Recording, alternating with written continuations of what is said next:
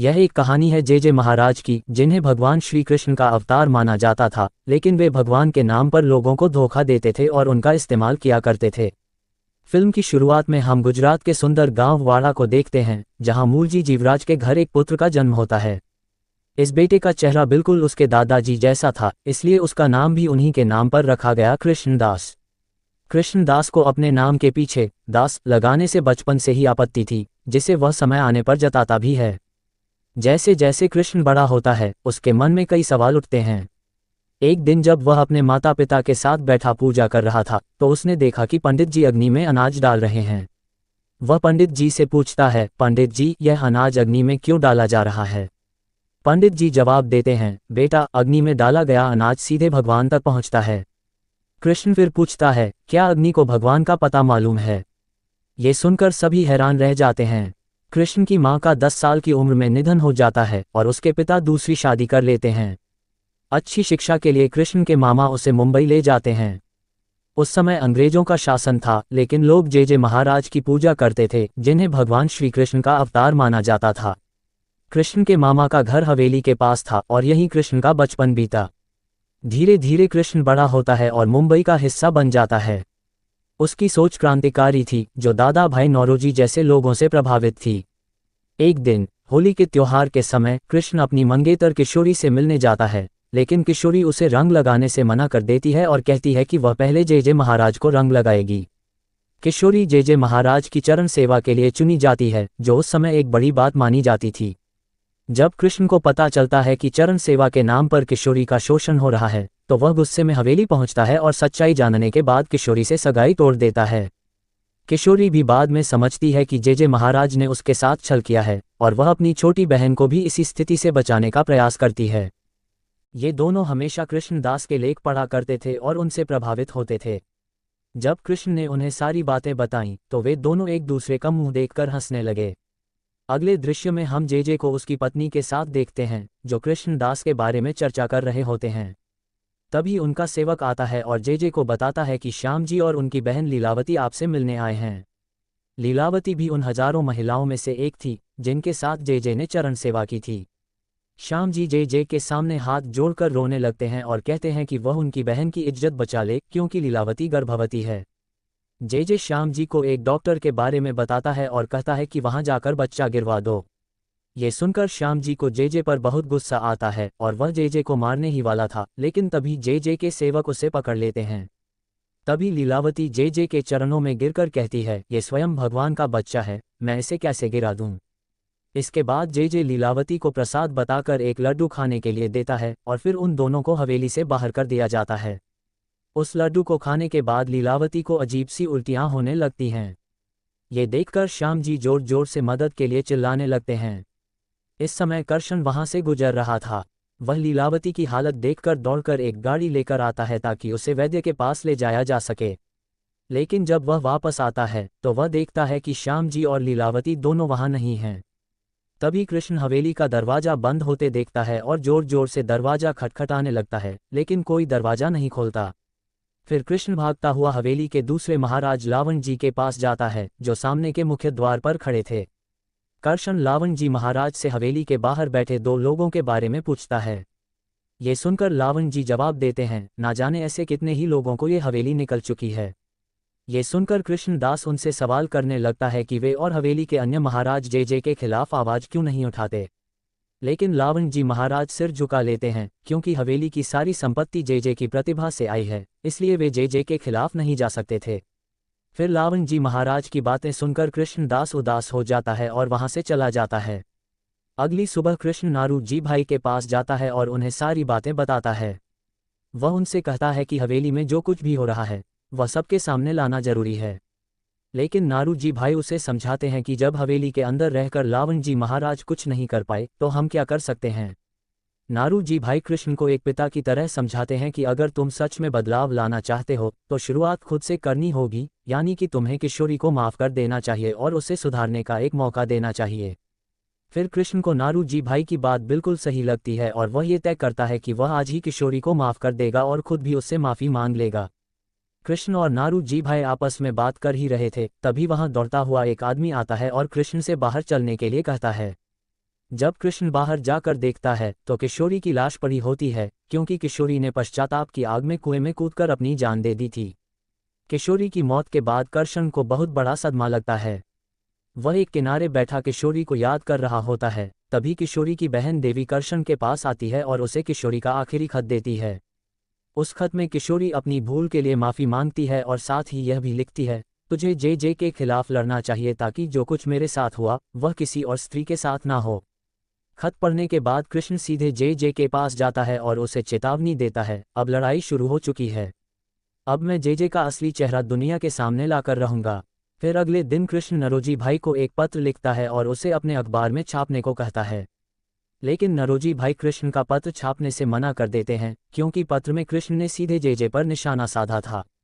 उनके पत्र को बहुत सारे जे के भक्त पढ़ा करते थे, जो अपने महाराज के खिलाफ इतने बड़े इल्जाम बर्दाश्त नहीं कर पाते। कृष्ण बहुत सोचता है और तय करता है कि अब वह खुद की ही पत्रिका निकालेगा और उसका नाम रखेगा सत्य प्रकाश।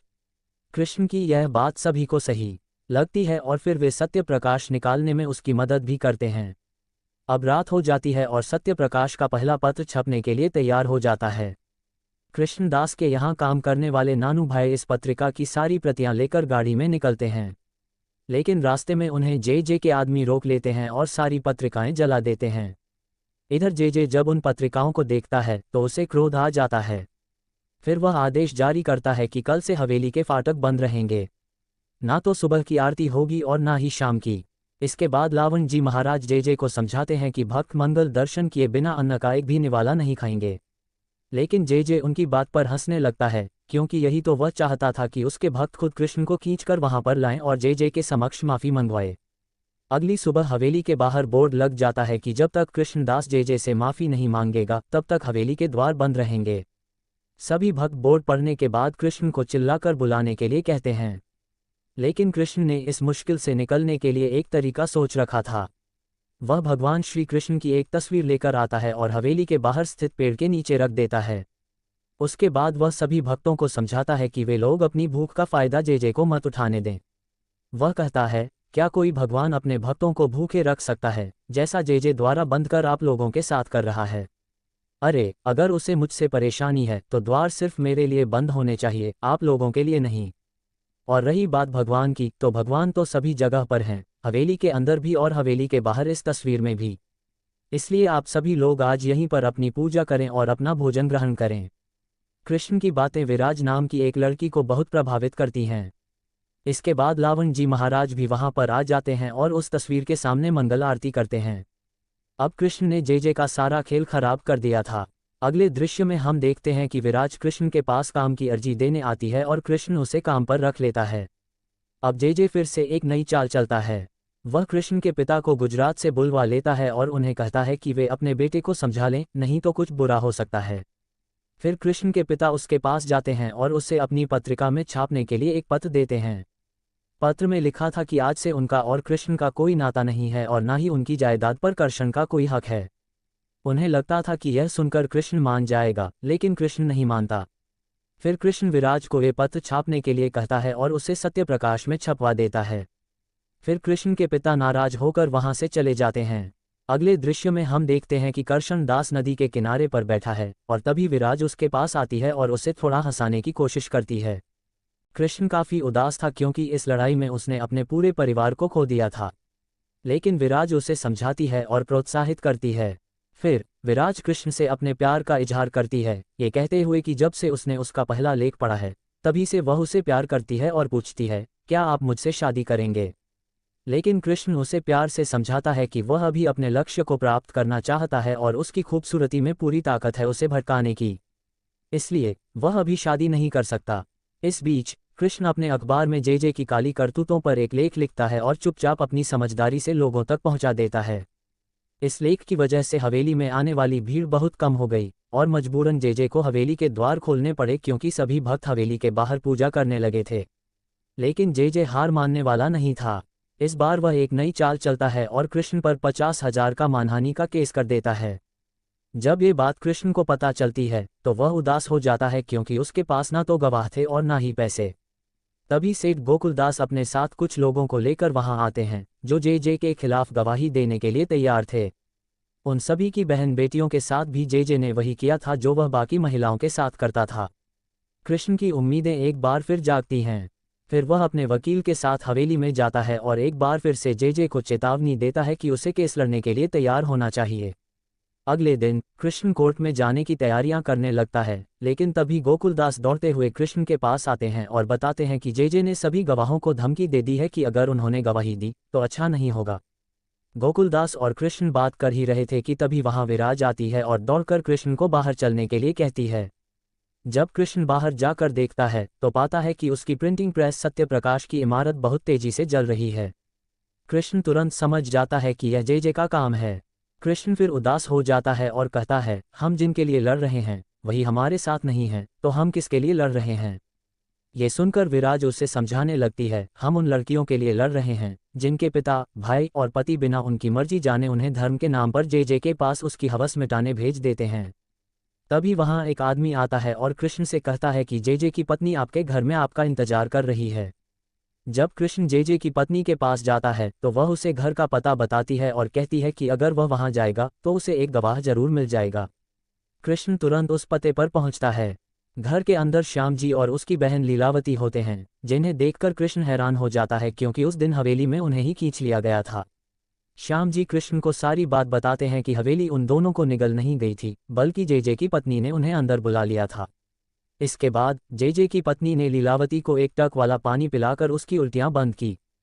फिर श्याम जी कृष्ण को ये भी बताते हैं कि वह और उसकी बहन जेजे के खिलाफ गवाही देंगे। अब कृष्ण सारी बात समझ जाता है कि जेजे की पत्नी खुद चाहती है कि वह जेजे के खिलाफ केस लड़े। कृष्ण एक बार फिर सत्यप्रकाश की इमारत को ठीक करवाता है और जेजे के खिलाफ केस लड़ने की तैयारियां करता है। उधर जेजे के गुप्तचरों से उसे पता चलता है कि कृष्ण अब लीलावती की गवाही लेगा। ये जानकर जेजे उन दोनों को वहां से उठवा लेता है और उसकी शादी अपने सेवक के साथ रातों रात करवा देता है ताकि कोर्ट में ये साबित हो जाए कि जो बच्चा है वह जेजे के सेवक का है, जेजे का नहीं। कृष्ण को जब ये बात पता चलती है तो वह बहुत क्रोधित हो जाता है, लेकिन वह कुछ कर नहीं पाता। लेकिन वह ठान लेता है कि वह ये केस जरूर लड़ेगा और जेजे को उसके कर्मों की सजा दिलवाकर ही रहेगा। अब कोर्ट में जाने का दिन आ जाता है। जेजे के हजारों भक्त कोर्ट के बाहर खड़े होकर उसका समर्थन कर रहे थे। उसके सारे भक्त अपने हाथों को पूरी जमीन पर बिछा देते हैं ताकि जेजे को जमीन पर कदम न रखना पड़े। आखिरकार जेजे अपने पर्सनल सिंहासन के साथ कोर्ट में हाजिर होता है। कृष्ण का वकील सबसे पहले गवाही के लिए जेजे के पर्सनल डॉक्टर रामकृष्ण को बुलाता है। डॉक्टर सभी को बताते हैं कि जेजे को चांदी का रोग है, जो तब होता है जब कोई आदमी एक से ज्यादा स्त्रियों के साथ संभोग करता है। लेकिन जेजे अपनी बात को तुरंत घुमा देता है। वह कहता है, मैंने अपने डॉक्टर से चांदी का रोग नहीं बल्कि चांदा का रोग कहा था। डॉक्टर को शायद सुनने में फर्क रह गया होगा। अब जेजे को यकीन होता है कि उसके चले हुए दांव से वह बच जाएगा। लेकिन उसका डॉक्टर कहता है कि कोर्ट किसी और डॉक्टर को बुलवाकर जेजे का मेडिकल चेकअप करवाए ताकि यह क्लियर हो जाए कि जेजे को कौन सा रोग है। अब जेजे फिर से फंस जाता है। फिर अगली गवाही के लिए जेजे के सेवक को बुलाया जाता है। जब उनसे पूछा जाता है कि लीलावती क्या उनकी पत्नी है तो वह हाँ में जवाब देता है। वह कहता है, वह मेरी पत्नी भी है और उसके पेट में जो बच्चा है वह भी मेरा है। लेकिन वकील ने तो बच्चे के बारे में कुछ पूछा ही नहीं था। फिर सेवक घबरा जाता है और अपनी ही चली हुई चाल में फंस जाता है। इसके बाद कृष्ण का वकील सभी को बताता है कि यह बच्चा जेजे का ही है, जिसे कल रात जेजे ने अपने सेवक के साथ शादी करवाकर उसके ही नाम कर दिया। ये सुनकर जेजे को अपनी इतनी घोर बेइज्जती बर्दाश्त नहीं होती। फिर जेजे कृष्ण के वकील को सावधान करता है ये कहकर कि बाहर जो जनता खड़ी है वह अपने भगवान का अपमान बर्दाश्त नहीं करेगी। अब आखिरी गवाही कृष्ण खुद देता है। कृष्ण कोर्ट में बैठे सभी लोगों को समझाता है कि चरण सेवा जैसी प्रथाएं गलत हैं। पत्नी पर पहला अधिकार उसके पति का होता है, तो सभी लोग ऐसा क्यों मानते हैं कि पत्नी को सबसे पहले महाराज छुएंगे और बाद में उसका पति। और कृष्ण अपने आखिरी शब्दों में कहता है, अब जिसको मेरा साथ देना है दे, वरना मैं अकेला ही ठीक हूं। जेजे को पूरा यकीन था कि कृष्ण का साथ कोई नहीं देगा, लेकिन पीछे से एक आवाज आती है, मैं साथ दूंगी। फिर सभी पीछे मुड़कर देखते हैं तो कृष्ण की भाभियां खड़ी थीं। भाभियों की बात सुनकर और भी महिलाएं कृष्ण का साथ देने के लिए खड़ी हो जाती हैं और जेजे केस हार जाता है। कृष्ण के ऊपर लगा मानहानि का दावा भी समाप्त हो जाता है। फिर जब जेजे कोर्ट से बाहर निकलता है तो उसके सभी भक्त उसे घृणा की दृष्टि से देखते हैं। अब जेजे का कोई भी भक्त उसके साथ नहीं था क्योंकि उसके काले कारनामों का अंत हो चुका था।